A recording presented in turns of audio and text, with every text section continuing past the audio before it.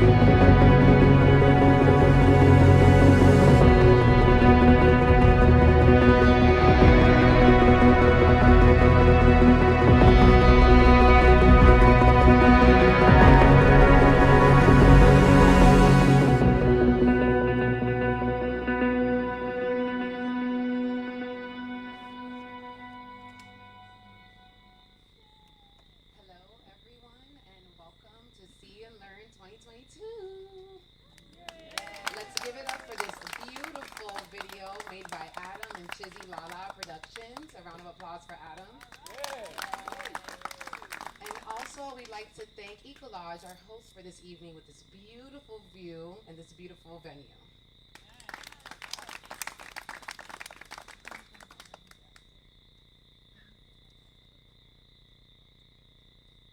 One second while we get this clicker to work. Okay, a big shout out to Care Trans. They are the reason why we are live streaming. They're a big sponsor for us, so we couldn't do it without them. Round of applause for Care Trans, please. Prince Baronhardt Culture Funds and Public Entity Saba are some of our biggest sponsors. A round of applause for them. Thank you so much. So we have over 52 sponsors this year, some of which are in the crowd. For instance, Larry and Sherry with beautiful Flamboyant Cottage. A lot of different sponsors this year, so thank you to all of our sponsors. A way you can support us is by buying a raffle ticket, but there's also a free way to support us by putting a review on this website, greatnonprofits.org. A little help, just a little comment about how you enjoy the presentation goes a long way, so we really appreciate that. Raffles, raffles, raffles. If you haven't bought one yet, please do so. The polling is actually on Thursday this week, so that's very exciting. If you're not able to be at the presentation or be in person, we are doing it via live stream as well. So don't worry, if you win a prize, we'll make sure to get it to you. Some of our upcoming events for this week. On Monday night, we may or may not have a crab hike, but please stay tuned. We'll give you updates on our Facebook page. Tuesday, we have our last field project. So if you want to dive with the expert, I would suggest signing up. And then we also have a night hike on Wednesday, so please join. This is our last week, so don't miss out. And for tonight's speaker,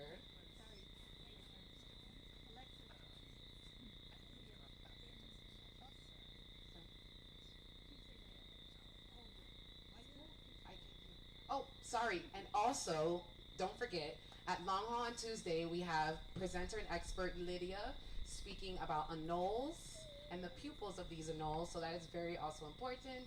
Don't miss it. That will be at Long Haul on Tuesday. So, we have been urging many people to attend tonight. So thank you for coming. Round of applause for yourselves for showing up. Remember these guys in the front? Anyone may know who they are? Oh yeah. Oh yeah. Alwin Hylkema works for the University of Applied Sciences van Hall Larenstein in the Netherlands, but has been on Saba since 2019, working with the Saba Conservation Foundation to restore our Diadema sea urchin populations. Tom Wagers first met Alwin at VHL in 2015, where he was studying aquatic plants as new sources of sustainable protein. In 2019, Alwin asked Tom if he wanted to work on sea urchin culture on Saba.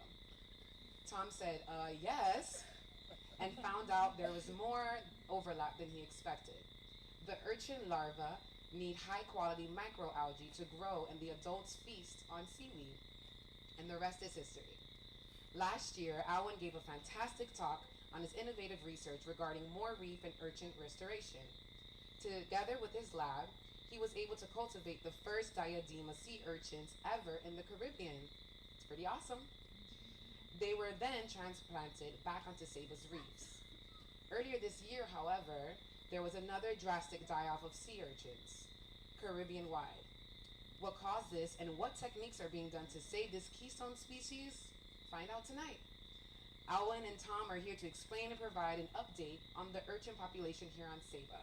So let's get stung with loads of urchin info by welcoming back Alwin and Tom.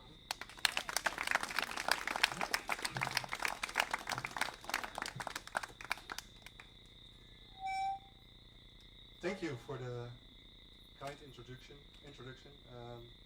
I'm happy you already made all the jokes because I don't have any in the presentation, so that's done. Thank you all for coming. It's really great to be here again and to explain more about our research that we've been doing on Saba.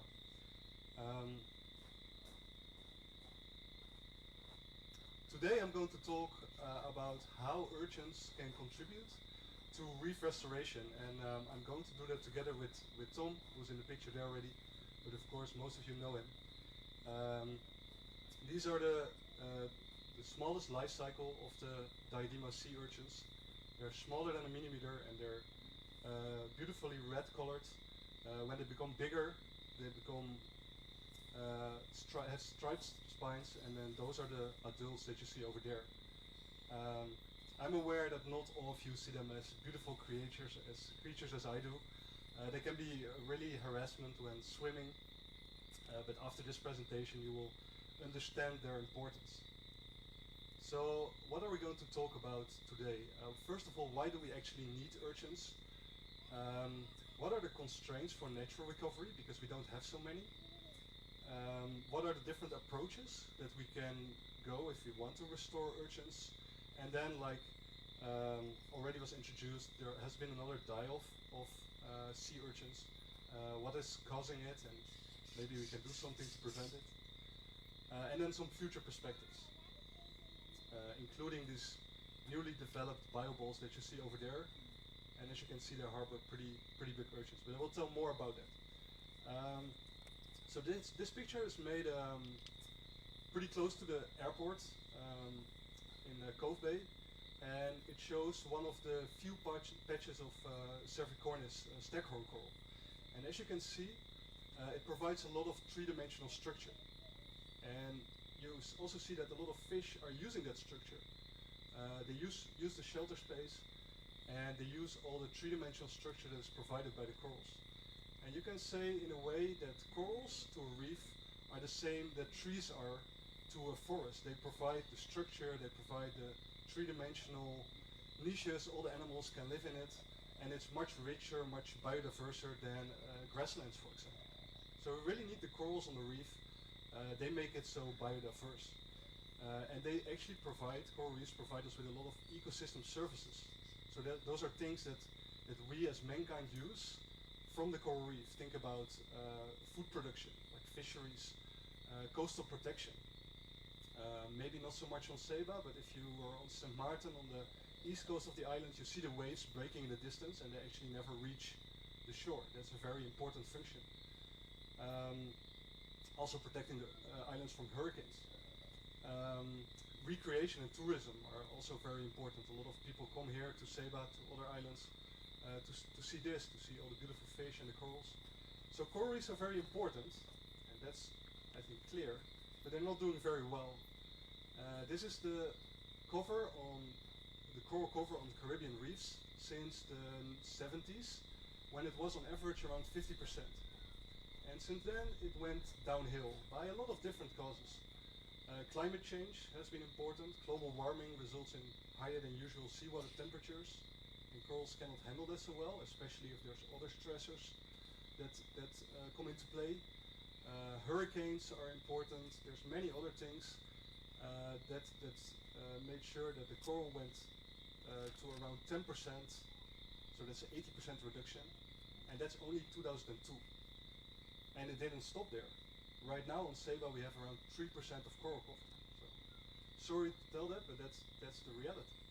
So it's not going very well, and we are at a point that the coral reef cannot recover by itself.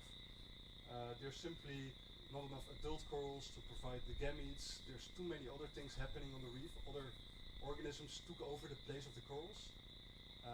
So we have to do something to get it back in a coral-dominated state so we can keep enjoying all those ecosystem services that I told you about.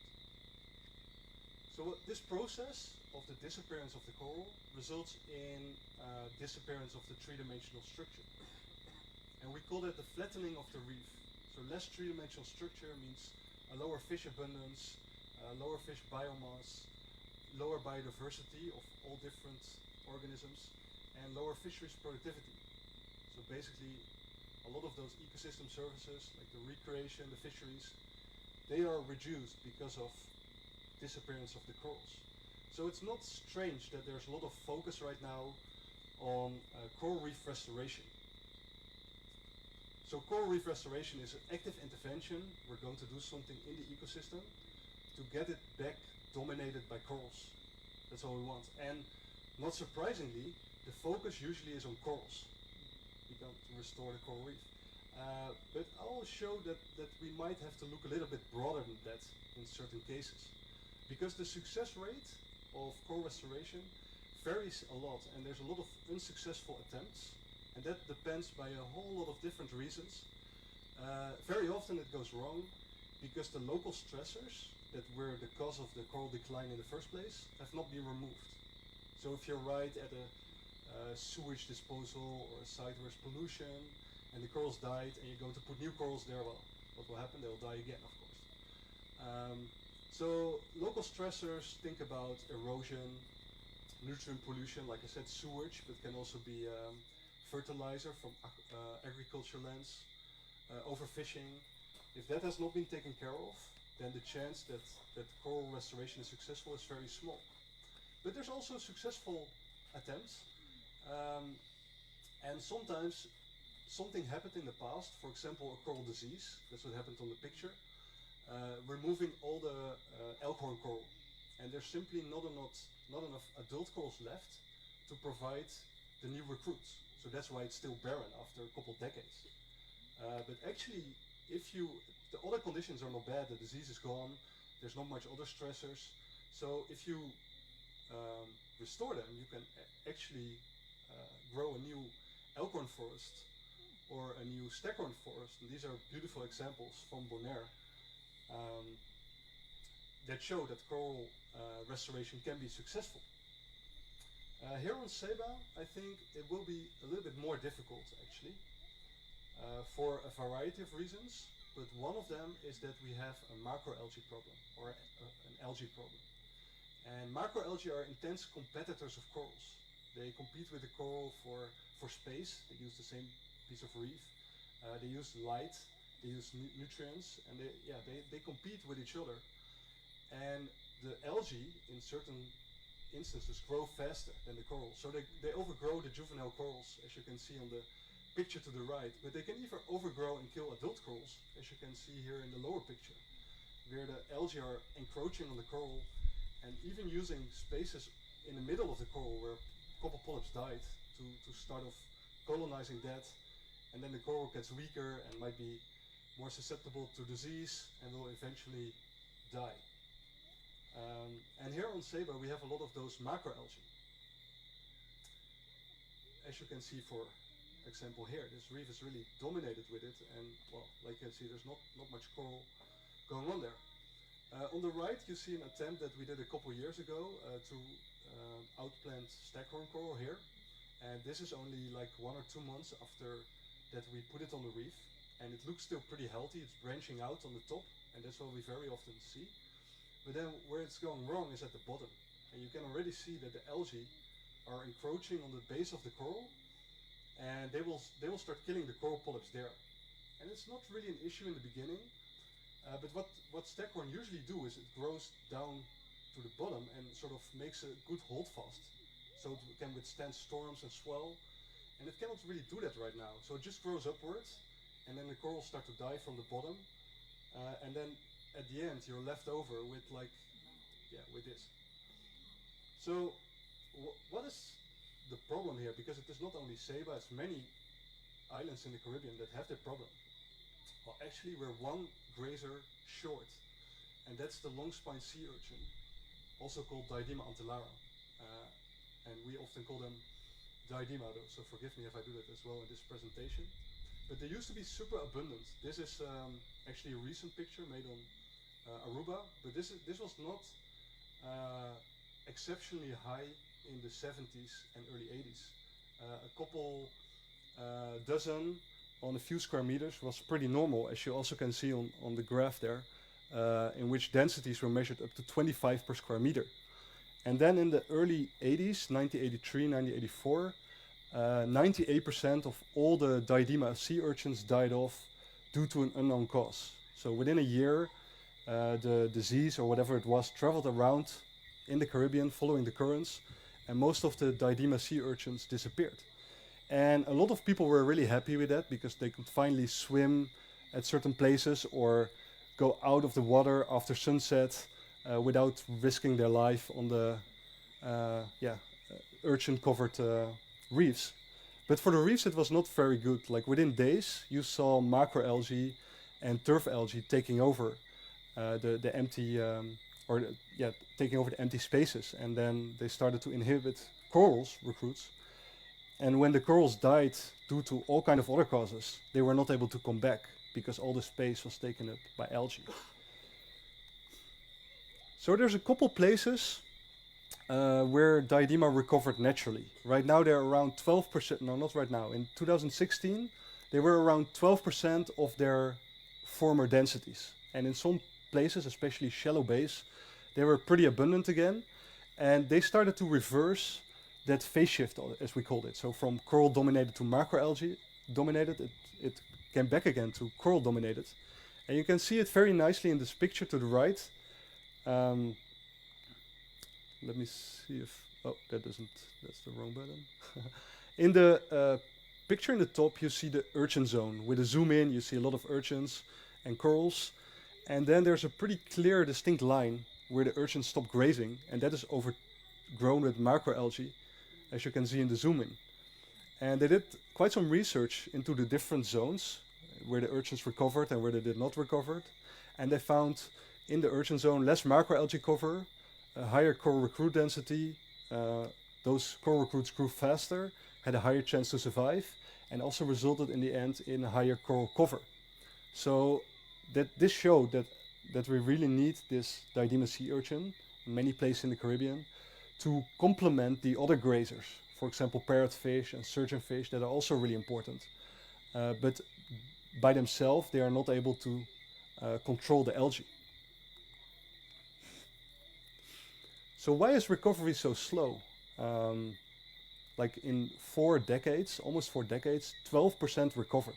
That's not much, especially not for an animal that can produce 5 million eggs in a single spawn and can do that multiple times a year.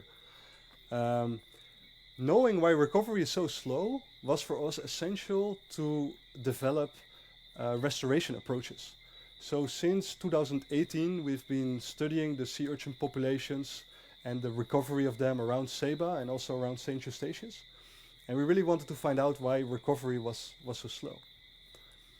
And there's all different factors that interact with different parts of the life cycle of the Diadema.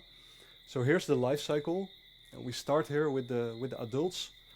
And like I said, they can release up to 5 million eggs, or they can release even more sperm. They're either males or females spawn. And then the gametes, they meet in the water column, hopefully. And then fertilization takes place. And if the eggs hatch out, then a larvae is going with the current. So they have a life cycle in the open ocean for 1 to 3 months. And during that time, they develop and they slowly grow and become competent larvae. So competent means that they're ready to settle on a reef if those cues are available. They need a certain cue to settle. So then when they settle on the reef, we have a small settler, as you can see on the right of the picture. And if that survives, we have the recruit, like I showed before with the bended spines. And if the recruit survives, it becomes an adult and the life cycle is closed. But there's many factors that can inhibit the completion of the life cycle. For example, low adult densities. So if we call it an Ali effect in biology. If there's not enough adults, for example, one sea urchin there and one there, well, they already have to be very lucky to synchronize their spawning, to release the eggs and the sperm at the same time. But even then, they are so far apart that the gametes will not meet in the water column. So then no fertilization takes place and no larvae. Also, this was very important, probably the first decade or two after the die-off in the 80s. And then, of course, a lot of the populations were wiped out. So it might be that in certain places, there was not even a source population upstream. And if that's the case, there's never going to be any larvae, of course. So we investigated these first 2 steps in the life cycle by studying settlement rates around Saba and also St. Eustatius. And we placed settlement collectors mid-water. We used a variety of different substrates, but in the end, the bioballs work best. Here you can see a picture of the bioballs. They're pretty big here, but in reality, they're only 3 centimeters. And they're usually used for pond filters and aquarium filters because they provide a lot of surface area for bacteria to grow on. And that's why I thought, oh, they might actually be good settlement substrate because those settlers, those larvae, also need a lot of surface area. So we used those and they worked really well. We make a string of them on fishing line, deploy them mid-water on a rope and a buoy, and then replace them monthly and analyze them. And that's how we find out how many settlers are in a specific location. So this is how the settlers look like. Like I said, beautifully red colored. Oh, I think this.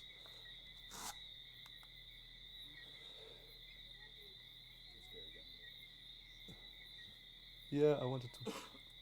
No, I wanted to play it. It's a video, but one more try. Okay. Well, it's not that exciting. it moves if it's alive. So we studied the different locations around Saba, and you can see them here. Like obviously, a higher gray bar means more settlement, and this is going clockwise around the island. So Fort Bay, Tent Reef have not so much settlement, moderate I would say. Leather Bay and Torrance Point have a lot of settlement. Green Island, moderate again, almost no settlement on the east side of the island. Cove Bay and Corgut are really low, and then a little bit higher settlement in Hall in the corner and Big Rock Market. So those are all the locations around the island that we studied for a year. It was much more work in the end than I anticipated when we started. But we got some pretty cool results, and in the end we compared settlement rates.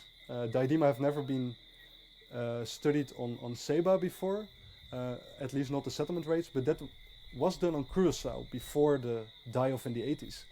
And we actually found out that the settlement rates on Saba were comparable to the settlement rates on Curacao before the die-off, showing that settlement rates were actually really good. So we could sort of discount these two reasons for not having a recovered population, because there were plenty of larvae in the water and we had a lot of settlers. But apparently they did not settle on the reef, or they settled on the reef and they did not survive. So that brings us to the next possible reason why they do not recover naturally, and that is the habitat changed. Like it was when the Diadema were still abundant, corals were dominant and there was a lot of bare substrate, and those provide different cues in the water than the macroalgae and the turf algae. And one of the hypotheses that we had is that the turf and macroalgae do not promote settlement the same way, so they might not settle on the reef. And Tom, he did a really cool experiment to find out if that was the case. So I'm going to hand over to him, and he will tell you more about that. I'm not done yet, I'll come back. Yeah, this works. Good. So Alwin has been working here for quite a while. I was here last year for about 10 months, and where Alwin is playing on the boat, underwater, diving, I'm in a rusty container trying to culture Diadema larvae and then have some experiments to figure out some of the problems which might or might not be there. So instead of scientists, you could also call us detectives. We're the Diadema detectives, and my part is about the sediment, which was the focus of last year's experiments. So the life cycle that Alwin just showed, I got it here, but then with some nice pictures as well. And we could only get these pictures because we were able to culture them. So as Alwin explained, they have been, the dive was 4 years ago. There has been quite a lot of research done in the last 4 years on this species, but nobody ever really gotten a stable culture going. They're pretty hard to culture. They need very high quality water. They need a certain type of microalgae. They need to be kept into suspension, because otherwise they sink to the bottom and they die. And with the help of colleagues from University of Florida, we were able to do that within a year within the project. So that was really cool. We're really proud of that. And with that, we could answer the questions like, what kind of cues do they need for settlements? Because you can maybe imagine that's a question which is quite hard to answer in nature itself.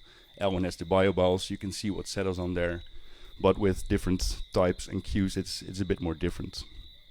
So you got the fertilized eggs. Once they develop well enough, they become a blastula within 1 day. It's like a really small ball swimming around. This is about 70 microns. The grid in the back is 1 millimeter, 0.4 inches, really small. And within that 30 days, they can grow into a competent larvae. In the next picture, I'll explain what competency is. It means they are able to settle.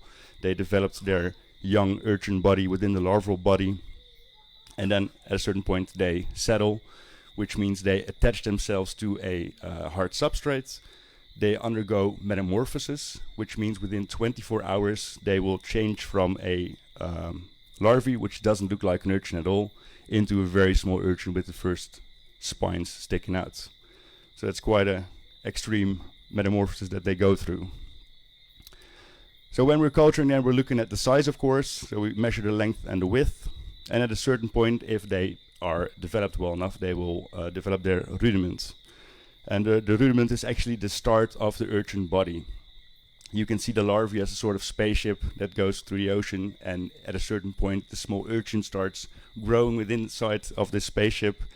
And if it's big enough, in the right picture, it's a really nice larvae. The yellow is the stomach of the larvae itself. It has some grip arms, which the urchins themselves also have, which are all signs that these are very high quality larvae which are ready to settle. If they get the right cues, as Alwin explained, if they sense somehow that the reef or the right circumstances are near. So the larvae that we were now able to culture, we didn't really know. We had some ideas on what they would like to settle.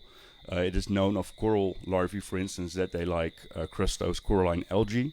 So that's just like this purple mats you see on the coral reefs, which is a sort of calcified algae which doesn't grow really high, but it stays on the reef and it forms these nice mats.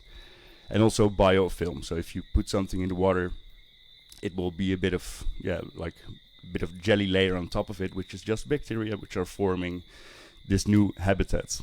And we knew that coral likes that as well. So we were testing that with a lot of competent larvae. I wasn't alone on the island. I had a lot of students helping as well. We had to culture hundreds and hopefully thousands of competent larvae to do these tests with.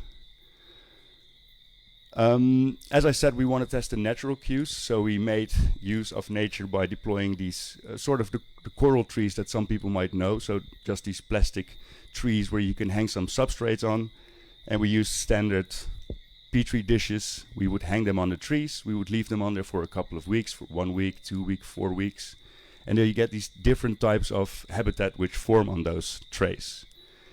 In each of those trays we put 10 larvae of which we know that they were ready to settle, and we would count in 4 days how many of those larvae actually turned into a sea urchin. So this first test was about the biofilm.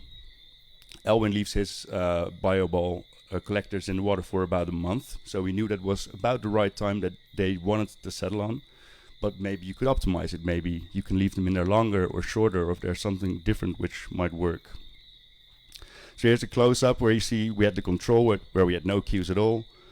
The crustose coralline algae, biofilm of 1 week, 2 weeks, 4 weeks, and 6 weeks. So you can see it's becoming more and more complex. There's different colors. It's becoming a bit higher, the algal growth on the trays.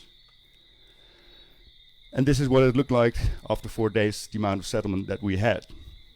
So of all the larvae that we put in the trays, none of them settled in the control petri dish, which kind of means like if they don't get a cue, they don't really want to transform into a sea urchin.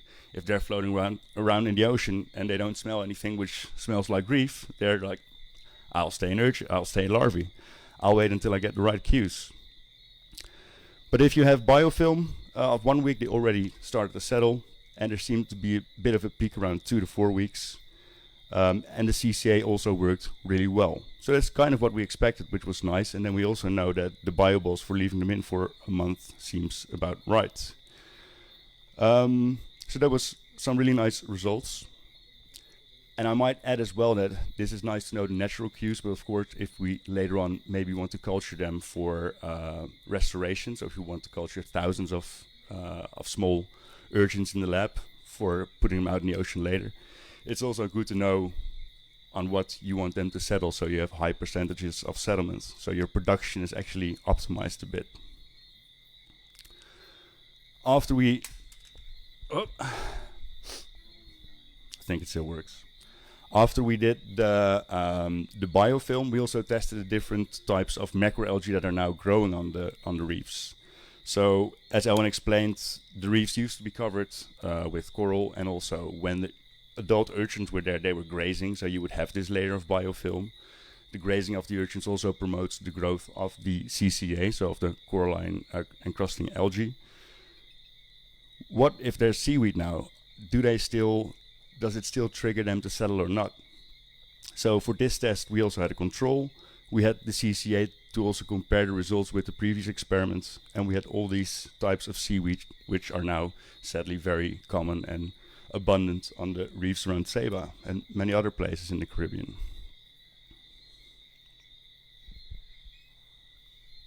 I might have broken it. So these are the results with the macroalgae. There was a little bit of sediment in the control. So without any cues, there were a few urchins that did transform, but these larvae were quite a lot older than the previous batch that we used, so that might explain this.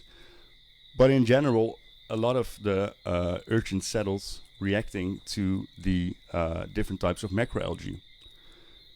Overall, the sediment was lower, but also for the CCA, so this batch of larvae was a bit weaker compared to the ones that we used in the previous experiments. But the takeaway message is there seems to be enough cues, even on the reefs where there's a lot of macroalgae going on. So probably the problem is not that there's not enough cues present on the reefs, that the larvae cannot settle. So the next question is, if it's not the settlement factor, then it's probably something further in the development of the larvae, of the picture that Alwin just showed. So Alwin will continue again, telling more about the next steps, and also share something about the die-off, recent die-off. But the macroalgae are not the problem for settlements, but they are, of course, something which we want to get rid of by getting the urchins back.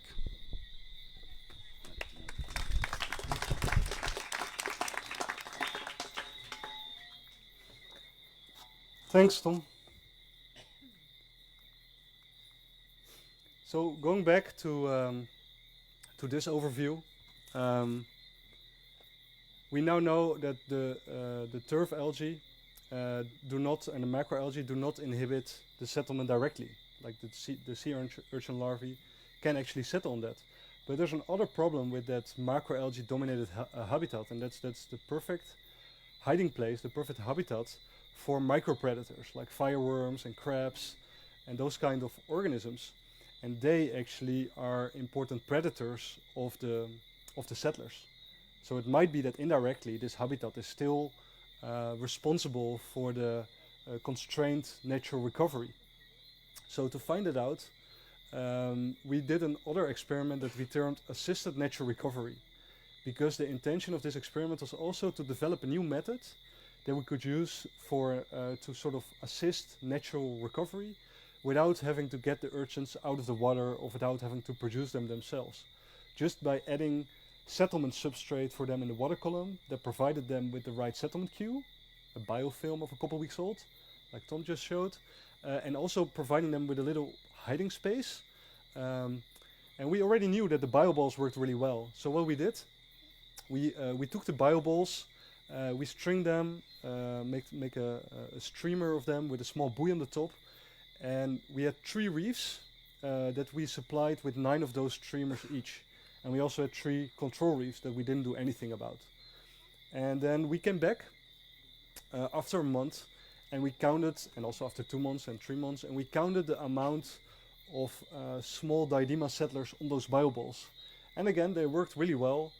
We had, especially the first few months, we had around 10 to 15 small settlers on the bioballs. So the first step of the experiment was successful. There was actually settlement, and pretty high settlement. And then the second step was successful too, because every month we looked for the amount of recruits that were on the reefs. So we checked for recruits, the small one with the banded stripes, and we see 2 lines here.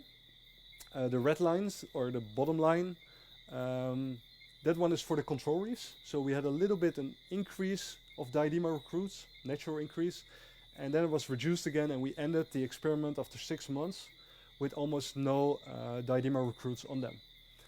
Which was very different than the treatment reefs that had the bioball streamers, because those continued to increase and had around 7 recruits per reef at the end of the experiment, which was great. They showed that the shelter that was provided by the bioballs was actually successful and is constraining natural recovery, but the numbers are not as high as we would have expected based on the amount of settlers that we found. Remember, we found 10 to 15 each month on the streamers, so that would add up to like a couple hundred small settlers, and then we end up with 7 recruits. So there's still a lot of them that don't make it, and that can be because they come out of the bioball still pretty small, so they might still be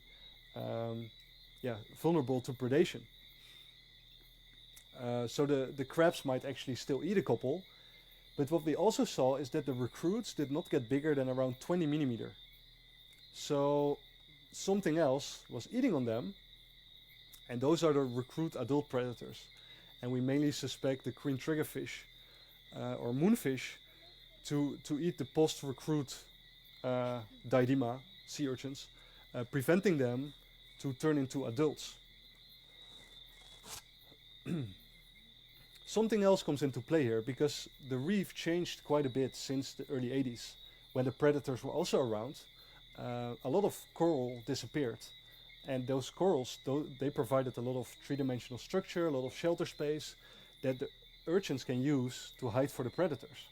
So it might be that the current reefs are not so suitable for them anymore, till more corals growing back and is providing them with new shelter spaces. So what do we do with all this information? Because we now have a pretty good idea, at least for Saba, what is constraining natural recovery.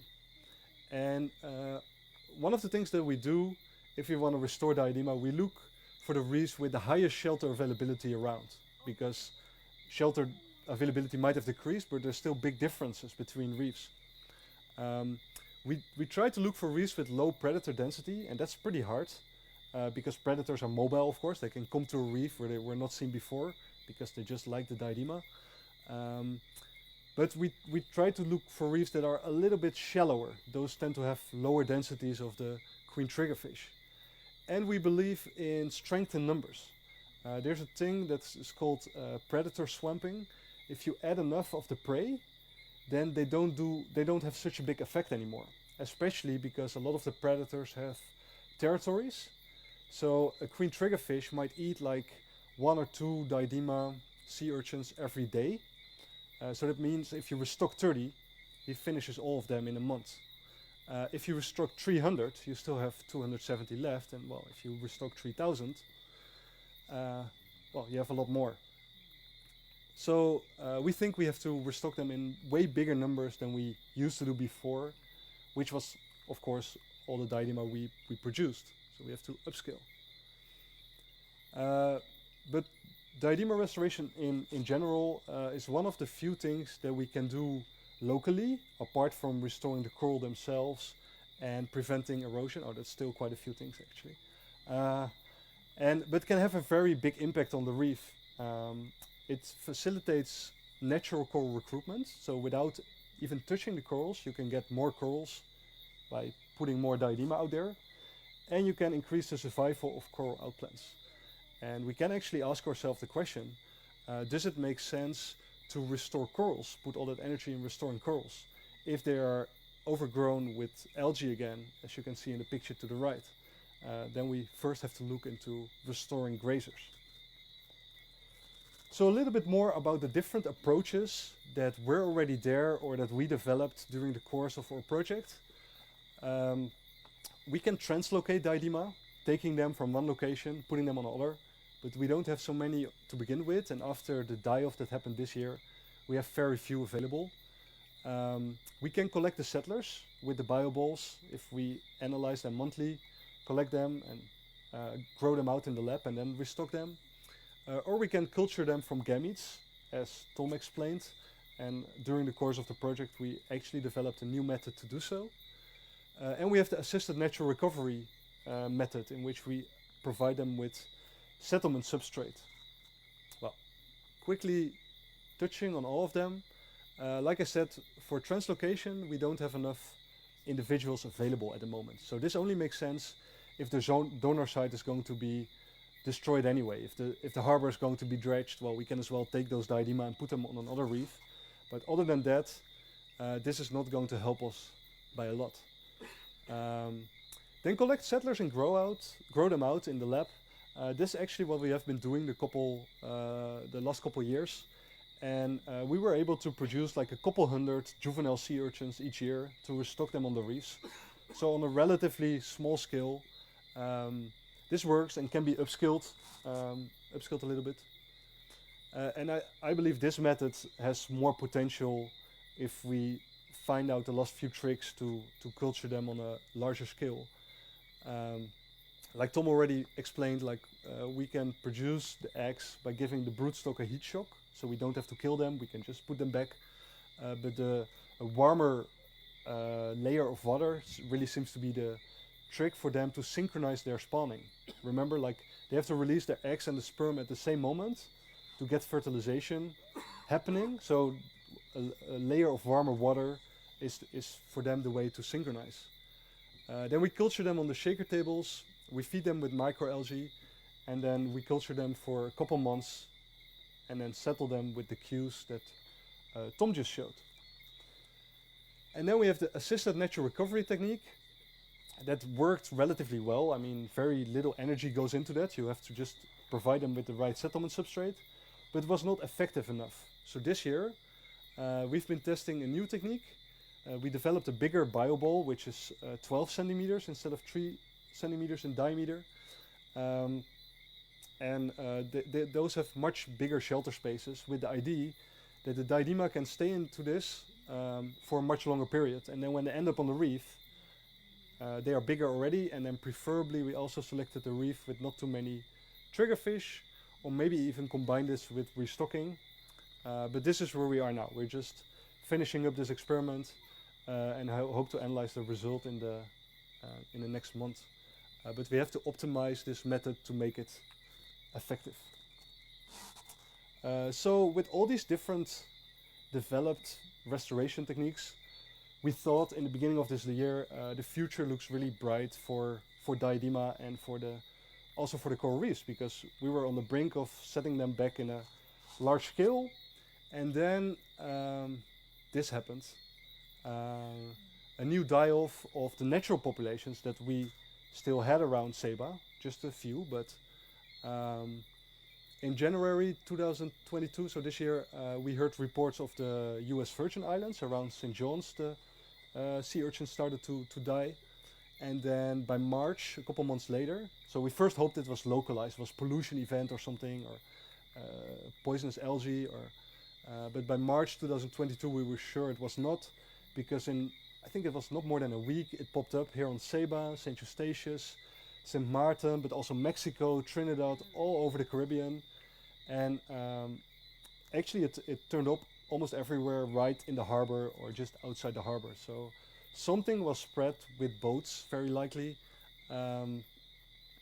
that started to kill the Diadema. And then when it reached a certain island, it sort of went with the currents or even against it till it reached the natural populations.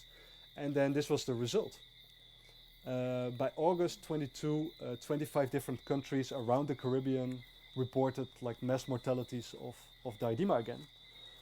And this is a population we monitored just outside the harbor. It's actually next to the mooring field is an old breakwater. I think it was destroyed during Hurricane Hugo. And it is a very suitable habitat for Diadema, and it has densities up to 4 per square meter, which is really high. In total, we estimated the total population to be around 3,000 to 4,000 individuals at the start of this year. And then the mass mortality happened, so we have the first signs of abnormal behaving sea urchins, and then within 2 weeks, this is 2 weeks, we were down to less than 0.5 Diadema per square meter. So this thing was really lethal, and again killed 98% of all the Diadema that were around. Luckily, it didn't affect all the populations so far around Saba. We still have a couple populations left, especially on the east side of the island, that are unaffected. Together with a lot of different groups from different areas around the Caribbean, we started the Diadema Response Network. We immediately collected samples here on Saba of sick urchins and sent them to the US, to Cornell University, where they have a big lab focused on aquatic diseases. And they did genomic analysis, so they They checked all the DNA that was present in those sea urchins, not just of the sea urchins, but especially of what else. And they found very consistent, specific type of microorganism. And then they did more fine-tuning, and they found out that the specific ciliate, a very small microorganism that has like hairs around the body, those are called the cilia, so that's why it's called the ciliate, was present in all the sick sea urchins and not in the healthy ones. So that was probably the culprit. And then they did the next step. When the disease turned up in Florida, they were able to get those ciliates out of the sick urchins, culture them in the lab, and put them in the same aquarium as lab-reared urchins that were not exposed to the ciliate yet. They became sick, they died, and they were able to find really high densities of those ciliate again. So it's really sort of closed. All the different steps that you have to do before you can prove a disease have been taken, and we now know what it is because of this great like Caribbean-wide effort. Now the next step comes, like, was it already here? We don't really know. Ciliates can live on land and in the sea, but we don't know about this specific species. Maybe it was always there and just started to prey on Diadema for a specific reason. Maybe it was introduced. We really don't know, so we have to find this out to minimize chances on future die-offs, or at least know what we can expect regarding future die-offs. Some positive news. We keep monitoring the population at Diadema City, this breakwater just outside the harbor. And just after the die-off, we were down to almost 0 Diadema per square meter. But actually a lot of recruits turned up the last couple months. And we're now back around 1 Diadema per square meter on average. And a lot of them are newly settled recruits. And that's also some of the things we discovered with our larvae culture, that the ciliate is not affecting the larvae. So those might still have been in the water or might have been produced by populations not affected. But at least natural recovery is going on this specific location. So that's great news. So right now we have 700 juvenile urchins in our nursery in the Fort Bay harbor. Part of them are cultured and part of them are collected as a settler, and they will be ready for restocking in December. And the disease has not been seen anymore around Saba till June, so I really hope it's gone again for 40 more years, but I also hoped we would never see it again, so we'll see. But we're going to do a restocking with all the concepts that we discovered, so we're all going to restore them in the same way, in the same place, to restore them in with high numbers on a reef that has a high shelter availability and hopefully a little bit less predator density. At the same time, these pictures have been made last week or even yesterday. The Saba Conservation Foundation is building a new marine lab, Saba Sea Lab, in the old power plant at the harbor next to the marine park offices. And as you can see, it's really spacious. Tom, I think it's a big step forward compared to the rusty container. This has all the space and also all the equipment to culture Diadema, other grazers or corals on a larger scale. So with this building, we can, I think, on Saba set the next step towards larger scale coral relocation. So this is really fantastic news for the coral reefs around the islands. And hopefully we can start restoring Diadema on a larger scale. If we have those adults, and that's the last arrow I'm going to show in this picture, the adults themselves will start changing the habitat. They will reduce the microalgae, the turf algae, corals will come back, will increase the shelter availability. I can draw a couple more arrows that are all positive for the Diadema. They sort of escape their own habitat, and they will, if we are able to restore them, they will take care of that after. I want to thank See and Learn for giving us the opportunity, of course, to talk to you. I want to thank all of you and also the rest of the Saba community that has been great in supporting us. I want to thank the Saba Conservation Foundation that really have been great partners over the few years, and hopefully we'll continue to work together. And SIA, which is part of the Dutch Organization for Scientific Research, and BEST 2.0 Plus, who have been funding this research. And then, of course, all the students that helped us. Yeah, that's definitely a word of applause. There's 3 sitting here in the front row, but I think there's been close to 30 in total. So yeah, without them, we would never have been able to do all this work. Let's hope we have a future with more Diadema, more corals, and more fish. And thank you all for your attention.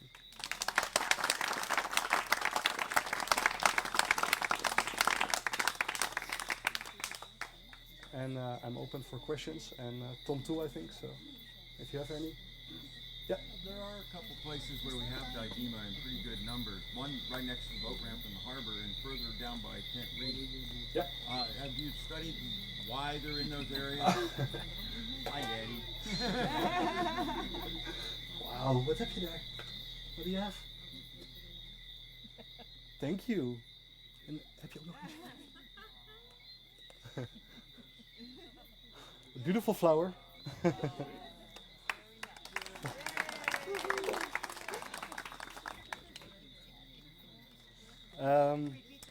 So yeah, I will repeat the question. The question was there's a couple populations right next to the boat ramp and then at Tent Reef.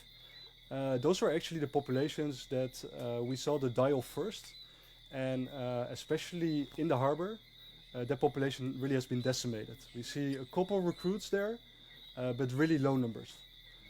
We still have reef urchins there that look quite the same, but don't have the same grazing habitat, so they're not as good for the coral reef. And the tent population lasted a little bit longer, but also got infected at a certain moment. The places right now that I'm aware of that we still have good numbers are Cove Bay, just outside the cove basically. To your left, the tide pools, and Spring Bay. Those have the most Diadema. So yeah. Yeah, question there in the back. You saw a lot of Diadema in the tide pools. Have you been working there to restore them? That's a very good question. Yeah. So the question is like, have we been working in the tide pools? And there is quite a few Diadema there. And yes, we are studying them there. We also look at the habitat there and also the environmental conditions that they live in there, which are pretty extreme. We found out that the temperature can go up to more than 32 degrees and then back to 28 in a single day, for example. So they can withstand quite a bit. And then a question here in the front. Yes. Is there any way to know whether the ciliates that caused this current die-off was the same cause of the one in the 1980s? Yeah, that's a very good question. Is the causative agent, the ciliate, is it the same as in the 80s?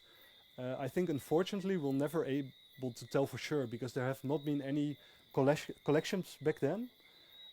So we simply don't know. We did look at the signs of illness that are really similar, but then on the other hand the spread is really different, and it continued to spread around in 1983, so it didn't stop in the summer, and right now it came to a standstill. Like we had only one new case since August, so that's relatively good news and might say that is something different.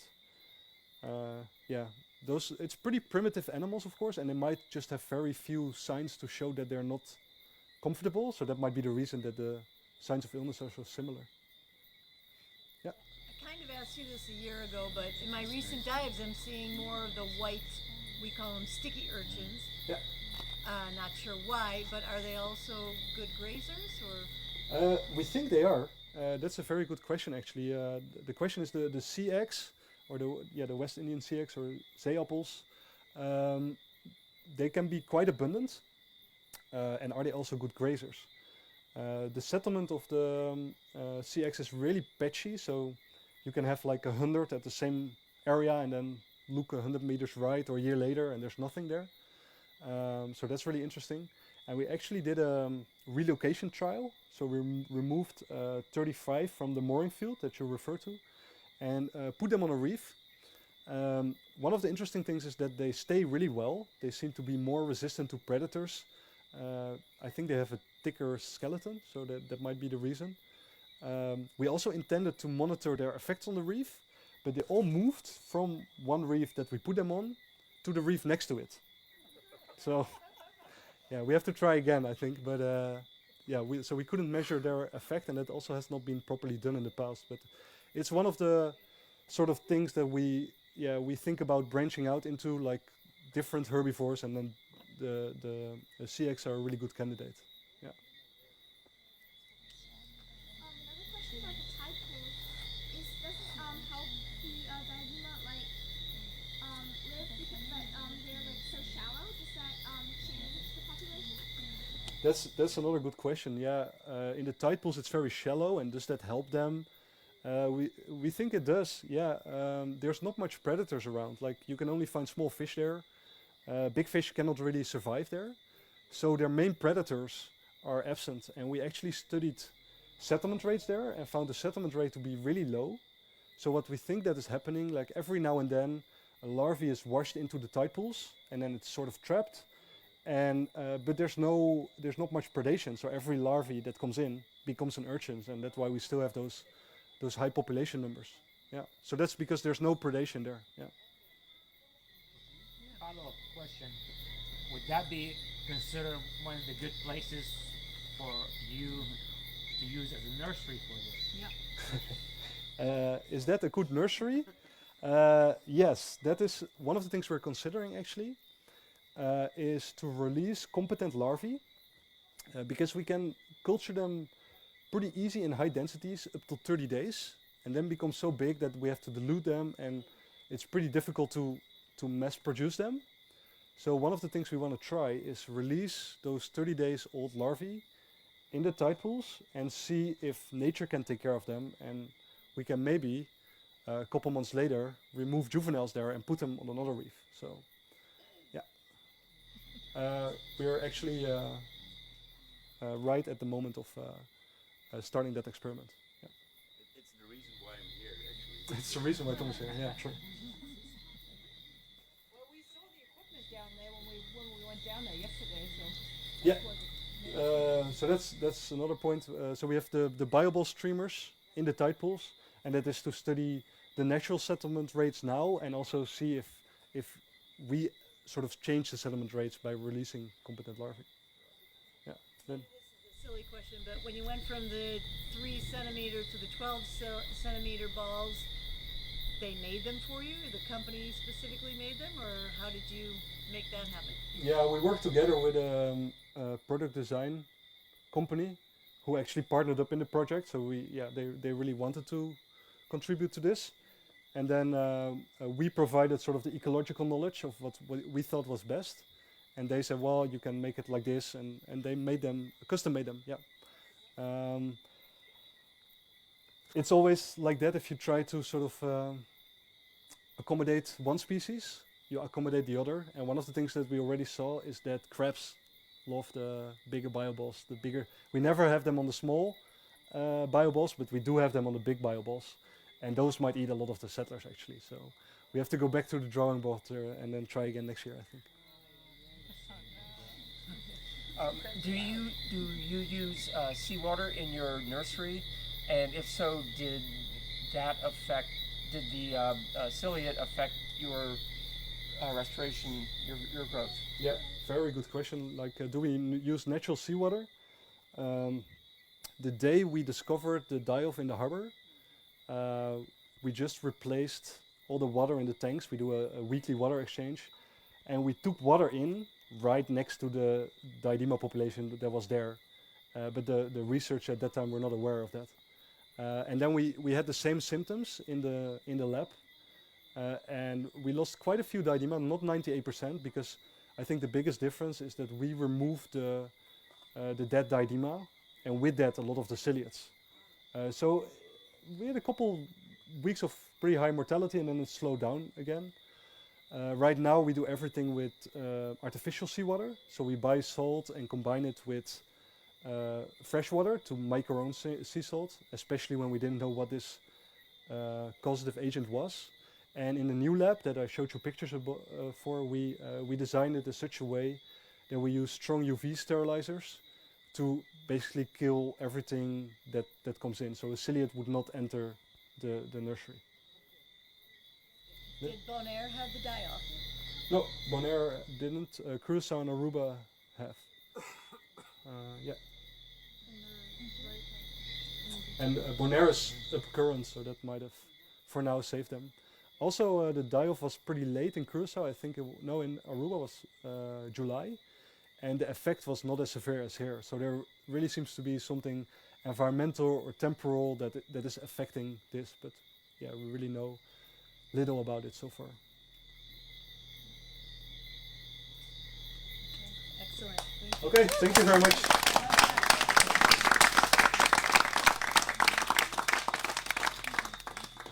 Alexis, you grab your microphone.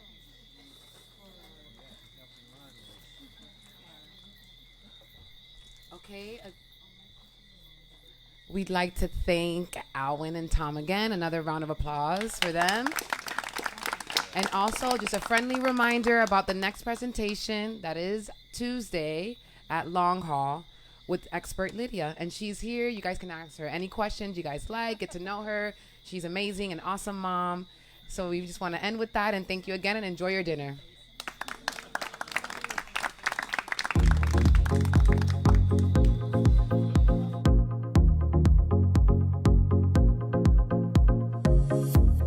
Miami is known as an international community and the hub of trade and logistics for the Caribbean and Americas.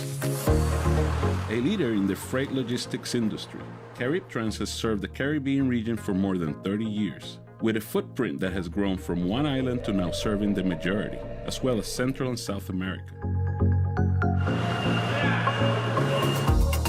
CaribTrans is an NVOCC, a non-vessel operating common carrier, meaning it has the same responsibilities as a shipper without owning the vessels or planes. Its primary customers, individuals who ship clothing, electronics, and other personal items, and occasionally cars.